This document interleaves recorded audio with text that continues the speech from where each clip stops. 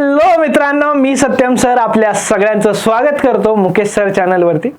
तर चला, या लेक्चरमध्ये आपण एकदम जबरदस्त अशा पद्धतीने मराठीमधून structure of atoms and nuclei या चॅप्टरला सुरुवात करणार आहोत. यात आपण सगळे डेरिव्हेशन्स, सॉल्व एक्झाम्पल जितके होतील इम्पॉर्टंट ते सगळे आपण कव्हर करण्याचा ट्राय करूया. ठीक आहे, तर चला सुरू करूया. यात जबरदस्त असे ॲनिमेशन्स पण असणार आहेत. तर सगळ्यात आधी व्हिडिओ चालू होण्याच्या आधी व्हिडिओला लाईक करा, कमेंट करा, नंतर तुम्हाला व्हिडिओ कसा वाटता येतं आणि आपल्या मित्रांपर्यंत शेअर करा. लवकरच एक्झाम येणार आहे, तर तुम्हाला याचा लवकरात जास्तीत जास्त फायदा होईल. ठीक आहे, तर चला पुढे जाऊया. Structure of atoms and nuclei. Basically जर सांगायला गेलं तर हा जो चॅप्टर आहे ना, या चॅप्टरला दोन पार्ट्समध्ये ब्रेक केलं जातं.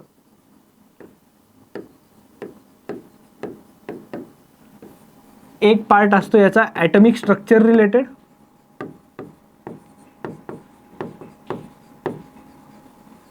एक पार्ट असतो कशाचा, त्याचा ॲटमिक स्ट्रक्चर रिलेटेड असतो. ॲटमिक स्ट्रक्चर म्हणजे काय काय आहे याचं तुम्हाला मी थोडंसं ब्रीफ सांगतो. ठीक आहे, ब्रीफ सांगतो ॲटमिक स्ट्रक्चरमध्ये काय काय आहे. ॲटमिक स्ट्रक्चरमध्ये आहे बाळांना, याच्यात आता तुम्ही केमिस्ट्रीमध्ये बोर्स मॉडेल वगैरे शिकलेले असणार, रुदरफोर्ड्स एक्सपेरिमेंट बघितलेला असणार, डाल्टन्स थ्योरी माहिती असणार, थॉम्सन्स मॉडेल ऐकलेलं असणार. नसेल जरी ऐकलं तरी काही चिंता करू नका, आपण डिटेलमध्ये बघणार आहोत त्याला. तर ॲटमिक स्ट्रक्चरमध्ये आपण इलेक्ट्रॉन आणि त्यांच्या ऑर्बिट्समध्ये जे ते रिव्हॉल्व्ह करतायत त्याच्याबद्दल डिटेलमध्ये डिस्कस करतो. ठीक आहे, त्याच्यामध्ये काय करतो त्याच्याबद्दल आपण डिटेलमध्ये डिस्कस करतो असं. नेक्स्ट असतो न्यूक्लिया, म्हणजे न्यूक्लिअर फिजिक्सवाला पार्ट.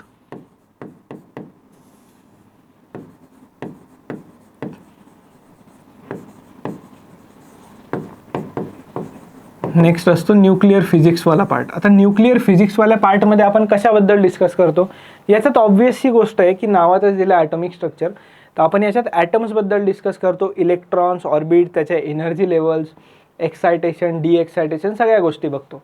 न्यूक्लिअर फिजिक्समध्ये आपण स्टडी करतो न्यूक्लियसबद्दल.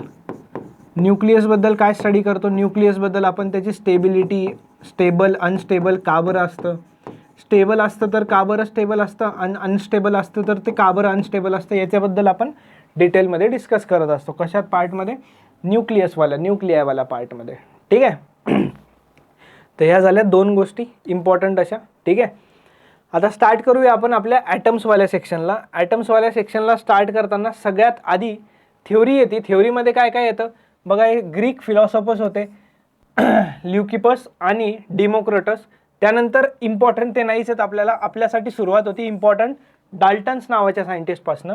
डाल्टन्स यांनी काही एक ॲटमिक थ्योरी दिली होती.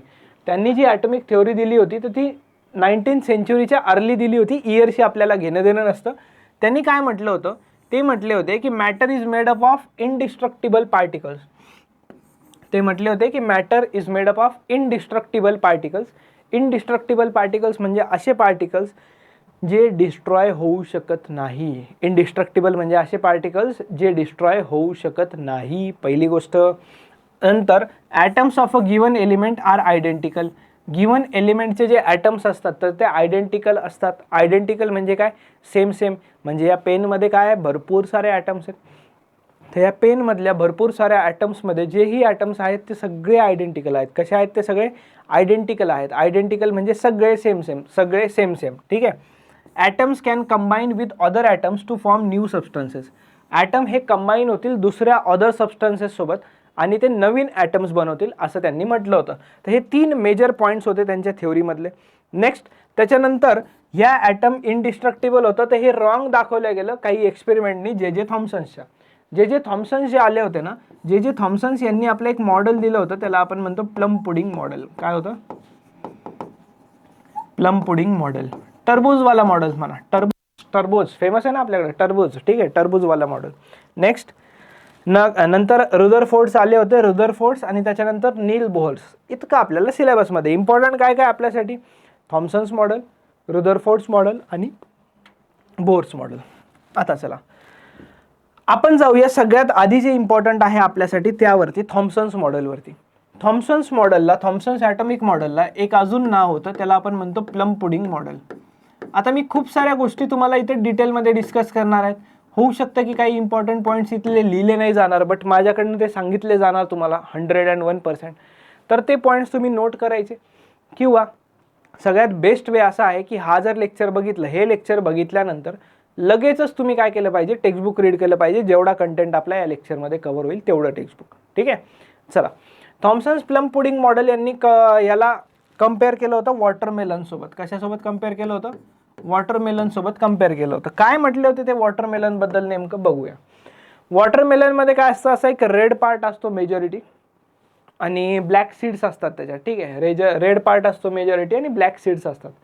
तर यांनी सांगितलं होतं की ॲटमचं पण असंच असतं. जसं वॉटरमेलनमध्ये रेड पार्ट डिस्ट्रीब्युटेड असतो पूर्ण, तसंच ॲटममध्ये पॉझिटिव्ह चार्जेस पण डिस्ट्रीब्युटेड असतात ओव्हर दी एंटायर व्हॉल्यूम. म्हटले होते पॉझिटिव्ह चार्जेस पण डिस्ट्रीब्युटेड असतात over the entire volume of atom. आणि जसं सीड्स असतात ना वॉटरमेलनमध्ये, त्याचे सीड्सचं काही लोकेशन नसतं फिक्स. ठीक आहे, फिक्स लोकेशन नसतं. तसंच इलेक्ट्रॉन्स पण ॲटममध्ये रँडमली प्लेस्ड असतात, त्यांचं काही फिक्स्ड लोकेशन नसतं. त्यांचं काही फिक्स्ड लोकेशन नसतं असं कोणाचं म्हणणं होतं? थॉम्सन्स यांचं म्हणणं होतं. ठीक आहे. तर आता पुढे जाऊन आपल्याला माहिती आहे की सगळ्या गोष्टी क्लिअर आहे की जे इलेक्ट्रॉन्स असतात ॲटममध्ये, तर ते इलेक्ट्रॉन्स सगळे रँडमली प्लेस्ड नसतात, तर ते पर्टिक्युलर ऑर्बिट्समध्ये असतात. ठीक आहे. त्याच्यानंतर पॉझिटिव्ह चार्ज जो असतो तो पूर्ण ॲटमच्या एंटायर व्हॉल्यूमवरती डिस्ट्रीब्युटेड नसून, तर तो फक्त आणि फक्त त्याच्या सेंटरवरती असतो, ज्याला आपण न्यूक्लियस म्हणतो. ह्या सगळ्या गोष्टी ड्रॉबॅक होत्या याच्या. बघा, थॉम्सन्स ॲटॉमिक मॉडेल डिस्क्राईब करण्यासाठी तुम्हाला क्वेश्चन येतो, तर थॉम्सन्स ॲटॉमिक मॉडेल डिस्क्राईब करण्यासाठी क्वेश्चन आला की काय करायचं, लिहायचे points. According to this model an atom is a sphere. Atom एक स्पियर आहे having uniform positive charge in which electrons are embedded. त्यात युनिफॉर्म पॉझिटिव्ह चार्ज असतो, ज्यात इलेक्ट्रॉन्स काय केलेले असतात, इलेक्ट्रॉन्स एम्बेड केलेले असतात. Next, this model is referred to as plum pudding model. या मॉडेलला प्लम पुडिंग मॉडेल सुद्धा म्हटलं जातं. प्लम पुडिंग म्हणजे, आता प्लम पुडिंग एक्झॅक्टली वॉटरमेलन नव्हतं म्हटलं त्यांनी. प्लम पुडिंग म्हणजे तुम्ही पुडिंग खाल्लेली आहे का स्वीट डेझर्टमध्ये, तर त्यात चेरी असतं बघा. चेरी कुठं पण ठेवलेलं असतं, तर ते चेरी म्हणजे निगेटिव्ह चार्ज होते आणि बाकी जे गोड गोड मटेरियल असतं तर ते म्हणजे आपलं पॉझिटिव्ह चार्ज होतं. The total positive charge is equal to total negative charge. हां, ही गोष्ट बरोबर होती की जितका पॉझिटिव्ह चार्ज आहे तितकाच निगेटिव्ह चार्ज आहे, आणि त्यामुळे ॲटम जो आहे तो इलेक्ट्रिकली न्यूट्रल आहे. कसा आहे ॲटम? इलेक्ट्रिकली न्यूट्रल आहे. ठीक आहे. नंतर त्यांनी म्हटलं होतं as the whole solid sphere is uniformly positively charge. पूर्ण सॉलिड स्पियर हा युनिफॉर्मली पॉझिटिव्हली चार्ज असतो. तर positive charge can not come out, only negatively charge electrons which are small can be emitted. म्हणजे त्यांनी म्हटलं होतं की पॉझिटिव्ह चार्ज हा पूर्ण व्हॉल्यूममध्ये असतो, तो बाहेर येऊ शकत नाही, पण इलेक्ट्रॉन्स हे खूप छोटे छोटे असतात, ते बाहेर येऊ शकतात. नेक्स्ट, ड्रॉबॅक्स काय होते याचे माहिती आहे का? ड्रॉबॅक्स पण लक्षात ठेवत चला. ड्रॉबॅक्सचे शॉर्टमध्ये तुम्हाला पॉईंट्स लिहून देतो मी.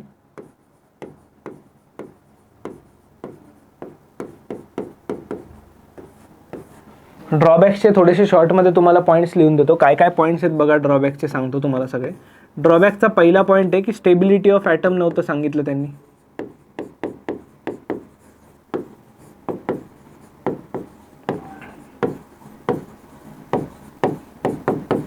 स्टेबिलिटी ऑफ ॲटम म्हणजे काय? अरे, पॉझिटिव्ह आणि निगेटिव्ह चार्ज सोबत कसा राहू शकतो, पॉझिटिव्ह आणि निगेटिव्ह चार्ज सोबत कसा राहू शकतो, ते सोबत सांगितलं होतं त्यांनी, सोबत राहत आहे, हे चुकीचं होतं. Next, spectra of atom phenomena explain नव्हता केला. काय असतं बघूया आपण.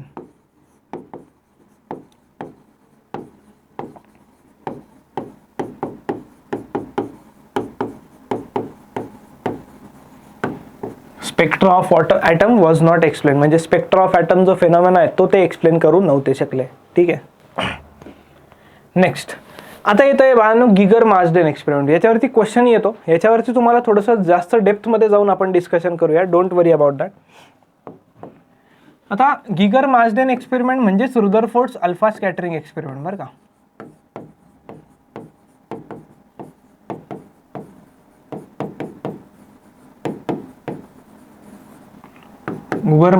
गिगर मार्सडेन म्हणजे रुदरफोर्ड्स अल्फा स्कॅटरिंग एक्सपेरिमेंट. मग आता असं नाव का दिलं गिगर मार्सडेन? काही नाही, रुदरफोर्ड्स नावाचे एक सायंटिस्ट होते, त्यांचे 2 स्टुडंट होते, गिगर आणि मार्सडेन.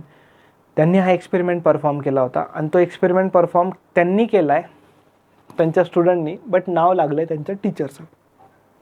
तुम्ही करून टाका असं काहीतरी, 2-4 जण मिळून एक एक्सपेरिमेंट करून टाका, आपलं नाव लावून टाकू, मग आपण PGMNचं नाव लावून टाकू. ठीक आहे.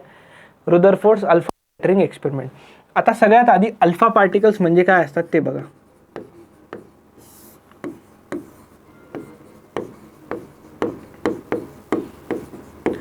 अल्फा पार्टिकल्स म्हणजे काहीच नाही. अल्फा पार्टिकल म्हणजे असा पार्टिकल ज्याच्यात 2 प्रोटॉन प्लस 2 न्यूट्रॉन आहेत. काय म्हटलं जातं? अल्फा पार्टिकल म्हणजे असा पार्टिकल ज्यात 2 प्रोटॉन 2 न्यूट्रॉन आहे. ॲक्च्युली बघायला गेलं ना तर असं एक्झॅक्ट बरोबर नाही की ते हेलियम असतं म्हणून, पण 2 प्रोटॉन 2 न्यूट्रॉनवाला अजून नाही पण आहे ना आपल्याकडे कोणी. 2 प्रोटॉन 2 न्यूट्रॉनवाला अजून आपल्याकडे नाही पण आहे, कुणीच नाही आहे. ठीक आहे, तर म्हणून आपण त्याला म्हणायला सुरुवात केली हेलियम न्यूक्लियस. तर अल्फा पार्टिकल म्हणजे आपण म्हणायला सुरू केलं हेलियम न्यूक्लियस. हेलियम न्यूक्लियस म्हणजे त्यात असतं He2+, म्हणजे त्याच्यावरती +2 चार्ज असतो. आता +2 चार्ज कसं काय? अरे हे न्यूक्लियसमध्ये कुठे इलेक्ट्रॉन नसतं, आपल्याला माहिती आहे ना. आता हे नंतर प्रूफ झालंय, पण आपल्याला तर माहिती आहे ना नसता. तर हेलियम He2+, त्याला आपण काय म्हणणार? त्याला आपण म्हणणार अल्फा पार्टिकल, हेलियम न्यूक्लियस. त्याला असं लिहिलं तरी चालतं, He2 4. ठीक आहे, भरपूर साऱ्या गोष्टी पुढे बघूया डिटेलमध्ये. तर अल्फा पार्टिकलबद्दल सांगितलं. आता हे आले कुठून होते हे पण क्वेश्चन तुम्हाला आला पाहिजे, हा प्रश्न तुम्हाला पडला पाहिजे की ते अल्फा पार्टिकल ठीक आहे ना, गोल्ड फॉईलवरती फेकले, त्यांना बंबार्ड केले. अरे आले कुठून? ते आले होते न्यूक्लियस जे डिके होत आहेत त्यातनं.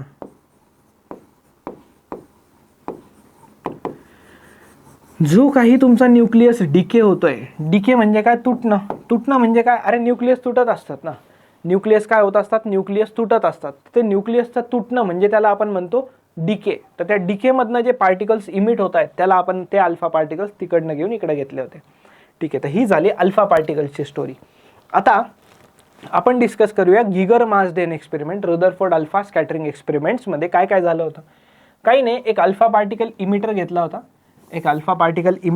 होता. ते कुठून आले, काय आले ते सांगितलं मी तुम्हाला थोडंसं शॉर्टमध्ये. तर ते अल्फा पार्टिकल्स कशावरती बंबार्ड केले होते? थिन गोल्ड फॉईलवरती बंबार्ड केले होते. आता सोनंच का बरं घेतलं होतं त्यांनी? सोनंच का बरं घेतलं होतं? लय पैशावाला होता का रदरफोर्ड? ते आपल्याला नाही माहिती, त्याच्याशी आपल्याला घेणं देणं पण नाही. गोल्ड फॉईल घेण्याचं रिझन आहे, गोल्ड आहे ना तो मोस्ट मॅलिएबल मेटल आहे.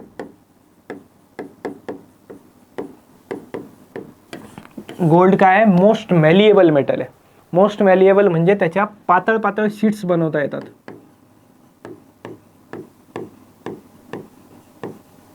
थिन शीट्स बनवता येतात आपल्याला त्याच्या. काय बनवता येतात? थिन शीट्स बनवता येतात. ठीक आहे, मेलिएबल आहे, त्याच्या थिन शीट्स बनवता येतात. सगळ्यात पातळ जर शीट्स कोणाच्या बनवता येत असतील तर तो आपला आहे गोल्ड. म्हणून त्यांनी गोल्ड घेतला होता, हे त्याच्या मागचं रिझन होतं. चला ठीक आहे सर. नंतर ऑब्झर्व काय झालं होतं? ऑब्झर्व काय झालं ना तर ते नंतर बघू आपण आता. आधी आपण त्याचं ॲनिमेशन बघूयात. आपण आधी प्लम पुडिंग मॉडेल बघा एकदा. मी पाणी पितो 2 मिनिटात.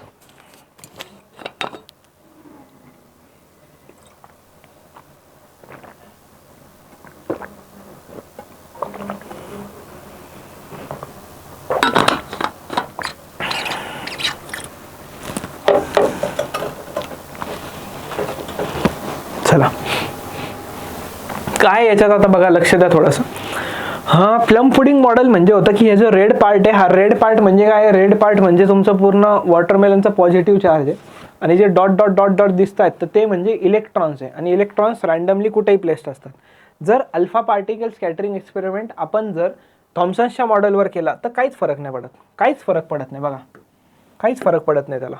हे अल्फा पार्टिकल्स चालले तुमचे. काय चालले? हे अल्फा पार्टिकल्स चालले. काय आता काहीच फरक पडत नाही त्याला. पण नाही इकडं तर नाहीच आहे ना ते. इकडं काही विषयच नाही ना त्याचा. रुदरफोर्ड्समध्ये आपल्याला बघायचं आहे. आता रुदरफोर्ड्समध्ये बघा तुम्हाला काय काय दिसतंय. जे डॉट दिसताय येल्लो, ते डॉट म्हणजे तुमचे न्यूक्लियस. साईडला जे सर्कल दिसत आहे ते म्हणजे ऑर्बिट्स ज्यात इलेक्ट्रॉन्स आहेत. डॉट म्हणजे न्यूक्लियस, साईडला जे सर्कल दिसत आहेत तर ते म्हणजे इलेक्ट्रॉन्सच्या ऑर्बिट्स. आता जसंही यांना बंबार्ड केलं आपण, थांब बंबार्ड केलं, तर आता तुम्ही थोडंसं ऑब्झर्व करा 1 मिनिटासाठी. काय करायचंय तुम्हाला? 1 मिनिटासाठी ऑब्झर्व करायचंय.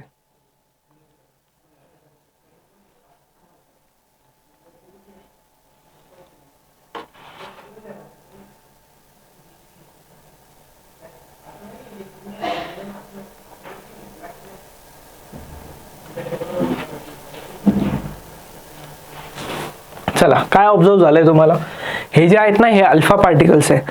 अरे म्हणजे ऑर्बिटच्या आसपासनं जर ते गेले, ऑर्बिटच्या जवळपासनं जर ते पास होत आहे इलेक्ट्रॉन्स कडून, बघा हा इलेक्ट्रॉन कडनंच चाललाय, मूव्हच नाही होते रे.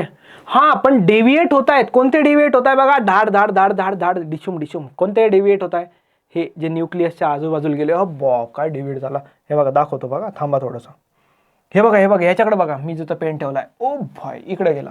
जे न्यूक्लियसच्या आजूबाजूनी जात आहेत, या बा गेला, पण खूप कमी डेव्हिएट होत आहे. मोस्टली तर सगळे स्ट्रेटच जात आहे. मोस्टली स्ट्रेट जाणं म्हणजे एकदम स्ट्रेट नसतं. मोस्टली स्ट्रेट पास होणं म्हणजे न्यूक्लियसच्या जर खूप दुरून गेला तर स्ट्रेट पास होतोय, जवळून गेला तर थोडा डेव्हिएट होतोय. थोडंसं डेव्हिएशन चालतं, आपण त्याला ऑलमोस्ट स्ट्रेट म्हणू शकतो. थोडंसं डेव्हिएशन चालतं, आपण त्याला ऑलमोस्ट स्ट्रेट म्हणू शकतो. ठीक आहे, पण जे न्यूक्लियसच्या जवळ जात आहेत ते जास्त रिपेल होत आहे. का रिपेल होत आहे यार, का न्यूक्लियस दूर फेकताय त्यांना? त्याचं रिझन असं आहे मित्रांनो, की न्यूक्लियसमध्ये असतो पॉझिटिव्ह चार्ज, न्यूक्लियसमध्ये असतो पॉझिटिव्ह चार्ज आणि अल्फा पार्टिकलवरती पण positive charge. Positive positive repulsion. Conclusion, positive positive repulsion झालं, त्यामुळे त्याला कळालं की सेंटरला पॉझिटिव्ह चार्ज असतो ॲटमचा. त्याला नंतर रुदरफोर्ड यांनी नाव दिलं न्यूक्लियस. पहिला पॉईंट. दुसरा पॉईंट, जास्तीत जास्त अल्फा पार्टिकल हे अनडेव्हिएटेड पास होत आहे. अनडेव्हिएटेड म्हणजे ऑलमोस्ट स्ट्रेट, थोडंफार चालतं. पण खूप कमी पार्टिकल्स जे आहेत ते ग्रेटर दॅन 90 डिग्री डिव्हिएट होतात. 90 डिग्री डिव्हिएशन म्हणजे काय, सरळ चालला, इकडे डिव्हिएट झाला, हा 30 डिग्री असेल, 60 डिग्री असेल. अरे 90 डिग्री म्हणजे असा, अरे 90 पेक्षा जास्त रिटर्न येणारे बघा बरं किती दिसत आहेत तुम्हाला. रिटर्न येणारे खूप कमी आहेत, पहिलेच सांगतोय. तर ऑलमोस्ट 8,000तनं 8,000 जर अल्फा पार्टिकल गेले तर त्यातनं एक पार्टिकल असा असतो की जो ग्रेटर दॅन 90 डिग्रीने डेव्हिएट होतो. कितीने डेव्हिएट होतो? ग्रेटर दॅन 90 डिग्रीने डेव्हिएट होत असतो. कळालं का? Okay okay okay. दुसरी गोष्ट ही पण होती, मला मनात असं येतंय, डोक्यात असं येतंय, खटकतंय की यार इकडं तर इलेक्ट्रॉन आहे ना ऑर्बिटमध्ये, ऑब्व्हियसली ऑर्बिटमध्ये इलेक्ट्रॉन आहेत, तर ते इलेक्ट्रॉन का बरं अट्रॅक्ट नाही करू लागले मग अल्फा पार्टिकलला? विचार करण्याची गोष्ट आहे का नाही आहे? ते इलेक्ट्रॉन का बरं अट्रॅक्ट नाही करू लागले अल्फा पार्टिकलला? अरे त्याचं रिझन असं आहे, इलेक्ट्रॉनचं मास खूप कमी असतं आणि अल्फा पार्टिकलमध्ये 2 प्रोटॉन 2 न्यूट्रॉन, एकदम भरभक्कम जास्त मास एकदम. तर इतकं जास्त मास आहे अल्फा पार्टिकलचं, इलेक्ट्रॉनच्या पेक्षा एका प्रोटॉनचं मास 1836 पटीने जास्त असतं. प्रोटॉनचं मास इलेक्ट्रॉनपेक्षा 1836 पटीने जास्त असतं. तर बाप, 1836 एका प्रोटॉनचं, आणि ऑलमोस्ट अल्फा पार्टिकलमध्ये 4 प्रोटॉनचं इतकं मास असतं. तर 1836च्या गुणीला 4 करा. एवढ्या मोठ्या मासला तो कसा हलवणार? 100 किलोचा हात नाही, 100 नाही 500 किलोचा जर हत्ती उभा आहे आणि तर 50 किलोचे तुम्ही आहे, त्याला बुक्का मारला तर काय होणार आहे का? पण त्यांनी लात मारली तर ठीक आहे, त्याला बुक्का मारला तुम्ही तर काय होणार आहे का? त्याला काहीच नाही, काय वाटणार बी नाही, त्याला वाटेल गुदगुल्या केलाय कोणतरी. तसंच आहे हे एवढं मास जास्त आहे यांचं की ते इलेक्ट्रॉनच्या समोर काहीच नाही ते. ठीक आहे, कळालंय का? चला बंद करू याला, जास्तच अल्फा पार्टिकल चालले. एवढ्या अल्फा पार्टिकलचं काय करायचं आपल्याला? हा बघा काय दिलंय, कन्क्लुजन बघा काय दिले दादा इथं. A narrow beam of alpha particles from radio source was incident on a gold foil. Narrow beam alpha पार्टिकल्सची घेतली आणि गोल्ड फॉइलवर टाकली. Scattered alpha particles were detected by the detector fixed on a rotating stand. सांगतो तुम्हाला कसं काय, सगळं सांगतो. अरे ये कुठे गेलं रे? एक ब्लँक स्लाइड लागते राव आपल्याला, लागते. ठीक आहे, जी गोल्ड फॉइल एक्सपेरिमेंट होता ना, त्याच्या साईडला अशी एक स्क्रीन होती. त्याच्या साईडला काय होतं, अशी एक स्क्रीन होती. ठीक आहे, ही जी स्क्रीन आहे त्याच्या साईडला, याच्यामध्ये एक गोल्ड फॉइल टाकलेली होती.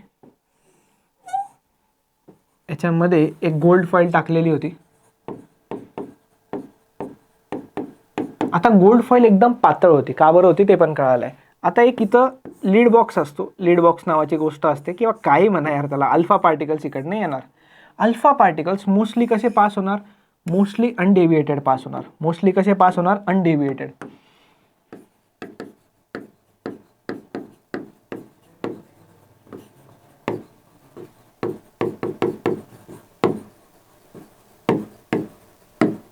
मोस्टली पास होणार आहेत अनडेव्हिएटेड. ठीक आहे, अनडेव्हिएटेड. आता ही जी स्क्रीन आहे ना, ही स्क्रीन जी आहे ना, ही ZNS स्क्रीन आहे बघा. ZN स्क्रीन म्हणजे काय, झिंक सल्फाइड स्क्रीन. आता झिंक सल्फाइड स्क्रीन लावायचं काय मुद्दा काय त्यात, तर हे जे आहे ना सिंटिलेशन इफेक्ट दाखवतं. लक्षात ठेवायचे वर्ड्स लिहिण्यासाठी कामी येतात. ही स्क्रीन का बरं यूज केली, तर ते सिंटिलेशन इफेक्ट दाखवतात.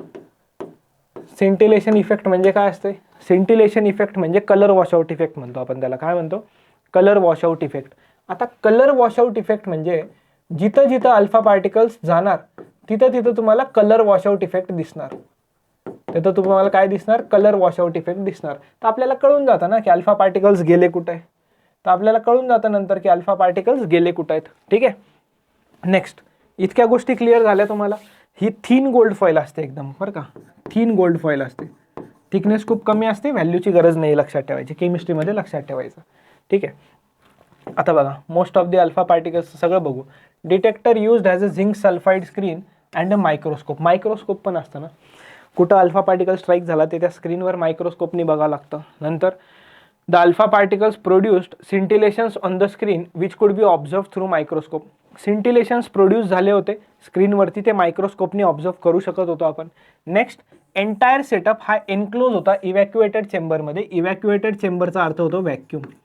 याचं रिझन काय व्हॅक्यूमचं माहिती आहे का, व्हॅक्यूममध्ये याच्यासाठी की ते अल्फा पार्टिकल जे आहे ना ते एनट्रॅप नाही झाले पाहिजे, गॅसेसमध्ये ट्रॅप नाही झाले पाहिजे. म्हणजे काय, वेगळंच रिॲक्शन होऊन जाईल.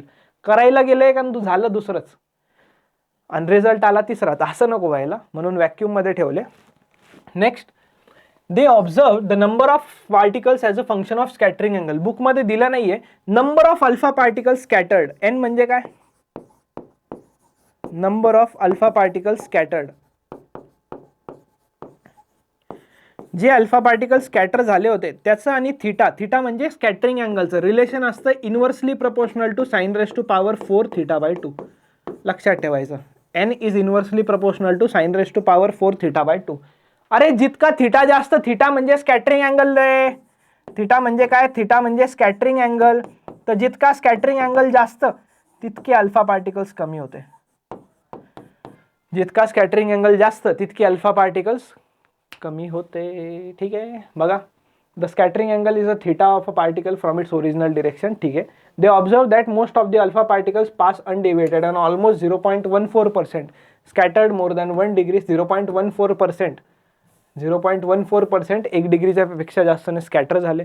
Few were deflected slightly and only 1 in 8,000 deflected by more than 90 degree. सांगितलं ना, 8,000 अल्फा पार्टिकल जर आले तर त्यातला एक अल्फा पार्टिकल फक्त काय होणार, 90 डिग्रीपेक्षा जास्तने डिफ्लेक्ट होणार. Some particles even bounce back with 180 degree.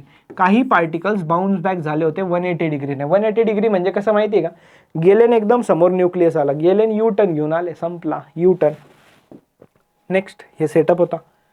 Rutherford experiment मधले एक्सप्लेनेशन्स काय, त्यांनी सांगितलं पॉझिटिव्हली चार्ज पार्टिकल आणि मोस्ट ऑफ द मास. कसं काय कळालं सांगितलं ना मी तुम्हाला. पॉझिटिव्हली चार्ज पार्टिकल आणि ऑलमोस्ट पूर्ण मास ॲटमचं कॉन्सन्ट्रेटेड असतं स्मॉल व्हॉल्यूममध्ये, आणि ते स्मॉल व्हॉल्यूमला न्यूक्लियस म्हणतो. काय म्हणतो त्या स्मॉल व्हॉल्यूमला आपण, स्मॉल व्हॉल्यूमला आपण म्हणतो न्यूक्लियस. आणि रुदरफोर्ड्स मॉडेलने सांगितलं की निगेटिव्हली चार्ज जे इलेक्ट्रॉन्स असतात ना, जे सराउंड करतात न्यूक्लियसला, सराउंड करतात म्हणजे ते न्यूक्लियसच्या अराउंड फिरतात. He also claim that electron surrounding the nucleus revolve around it with very high speed. तर रिव्हॉल्व पण करतायत खूप हाय स्पीडने. बोर्स मॉडेलमध्ये आपण त्या हाय स्पीडचा फॉर्म्युला बघू किती हाय. त्या सर्क्युलर पाथला त्यांनी ऑर्बिट्स म्हटलं. काय म्हटलं त्यांनी, सर्क्युलर पाथला ऑर्बिट्स. आणि electrons being negatively charge and nucleus being densely concentrated mass of positively charge particles are held together by strong electrostatic force. Obviously गोष्ट आहे, इलेक्ट्रॉन रिव्हॉल्व करतायत तर सर्क्युलर मोशनसाठी काही फोर्सची गरज पडते. आपण बघूया बोर्स मॉडेलमध्ये ते थोडंसं पुढं जाऊ तसं. तर ते इलेक्ट्रोस्टॅटिक फोर्स ऑफ अट्रॅक्शननी जोडलेले असतात. नेक्स्ट, डिफिकल्टीज काय, डिफिकल्टीज याच होत्या की रुदरफोर्ड्स ॲटॉमिक मॉडेल फेल झालं स्टेबिलिटी ऑफ इलेक्ट्रॉन्स एक्सप्लेन करण्यासाठी. कशासाठी फेल झालं, स्टेबिलिटी ऑफ इलेक्ट्रॉन्स एक्सप्लेन करण्यासाठी. Next, as per Rutherford's model electrons revolve around the nucleus in a circular orbits. Electron revolve होत आहेत सर्क्युलर ऑर्बिट्समध्ये. नेक्स्ट, पण particle जे असतात ते मोशनमध्ये असतात, त्यांना ॲक्सेलरेशन असतं आणि ॲक्सेलरेशनने रेडिएशन होतं ना. म्हणजे जर हा ऑर्बिट आहे तर इलेक्ट्रॉन जर रिव्हॉल्व करतोय तर सर्क्युलर मोशनमध्ये ॲक्सेलरेशन असतंच असतं 100%. तर ॲक्सेलरेशन आहे म्हणजे ते रेडिएशन इमिट करताय, आणि रेडिएशन म्हणजे त्यांचं एनर्जी जाते ना. मग एनर्जी जाती तर त्याचं म्हणणं असं होतं त्यांचं की असं इलेक्ट्रॉनची एनर्जी कमी कमी होऊन तो स्ट्राईक झाला पाहिजे. कशावर स्ट्राईक झाला पाहिजे? न्यूक्लियसवर स्ट्राईक झाला पाहिजे आणि ॲटम डिस्ट्रॉय झाला पाहिजे. असं काहीच झालं नाही, असं काहीच झालं नाही. ठीक आहे. तर eventually electron should lose energy and fall into nucleus followed by spiral path. तर इनस्टेबिलिटी ऑफ ॲटम येते, पण असं पॉसिबल नाही आहे. ॲटम हा स्टेबल असतो. ठीक आहे. तर रुदरफोर्ड स्टेबिलिटी सांगण्यासाठी अनेबल होते, त्यांनी सांगितले नाही. आणि अजून एक गोष्ट त्यांनी सांगितली नव्हती, स्पेक्ट्रा ऑफ ॲटम. अजून एक गोष्ट त्यांनी सांगितली नव्हती, कोणती? Spectra of atom. Spectra of atom पण ते एक्सप्लेन करू शकले नव्हते. ठीक आहे. आता स्पेक्ट्रा ऑफ ॲटम वगैरे काय असतं, सिरीज वगैरे काय असतं त्याच्या रिलेटेड, याबद्दल आपण डिटेल डिस्कशन करूया नेक्स्ट लेक्चरमध्ये. होप सो या लेक्चरमधले तुम्हाला जेही मॉडेल आपण बघितले ते डिटेलमध्ये क्लिअर झालेले असणार आहे. ठीक आहे. तर मित्रांनो, मी सत्यम भंडारी इथंच थांबतो. आपण भेटूया पुढच्या लेक्चरमध्ये. सो टिल देन वाचत राहा, रिवाईज करत राहा. Bye bye, take care.